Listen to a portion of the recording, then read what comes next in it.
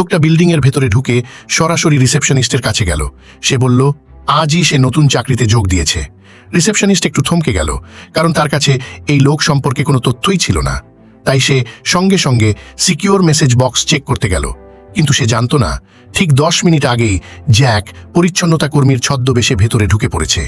এর মধ্যেই Jack message tube কেটে ভেতরে নিজের জয়নিং নোটিশ ঢুকিয়ে দিল। এরপর সে লিফটে উঠল। পরিচ্ছন্নতা কর্মীর পোশাক খুলে এক মুহূর্তেই পরে নিল একদম ঝকঝকে স্যুট।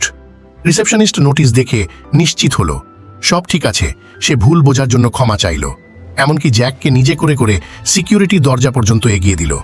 কিন্তু এখানেই সমস্যা, জ্যাকের নকল অ্যাক্সেস কার্ড কাজ করল না। জ্যাক 1 সেকেন্ডও ঘাবড়ালো না। সে নিজের সাথীর মস্তিষ্ক ব্যবহার করল। সে রিসেপশনিস্টকে কথায় কথায় এমনভাবে ফাঁদে ফেলল যে শেষ পর্যন্ত রিসেপশনিস্ট নিজের কার্ড দিয়েই দরজাটা খুলে দিল। জ্যাক হালকা হাসি দিয়ে বলল, আপনার জামা থেকে একটা সুতো বেরিয়ে এসেছে। এই ছোট্ট কথাটুকুই যথেষ্ট ছিল। রিসেপশনিস্ট একদম নিশ্চিন্ত হয়ে গেল, একটুও সন্দেহ করল না। ঠিক সেই মুহূর্তে জ্যাক চুপি চুপি তার ব্যাজটা খুলে নিল। ব্যাজ হাতে পেয়েই জ্যাক সোজা ভল্টের দিকে রওনা দিল। রিসেপশনিস্টের ভল্টে যাওয়ার অনুমতি ছিল না, কিন্তু জ্যাকের পার্টনার আগেই ভল্টের কোড ক্র্যাক করে রেখেছিল। কোনো অ্যালার্ম বাজল না, কোনো শব্দ হলো না। জ্যাক দরজা খুলে ভল্টের ভেতরে ঢুকে পড়ল। ব্যাংক এখনো চুরি ঠেকানোর জন্য পুরনো ডাইপ্যাক সিস্টেম ব্যবহার করছিল, কিন্তু এসব কৌশল জ্যাকের সামনে একেবারেই অকার্যকর।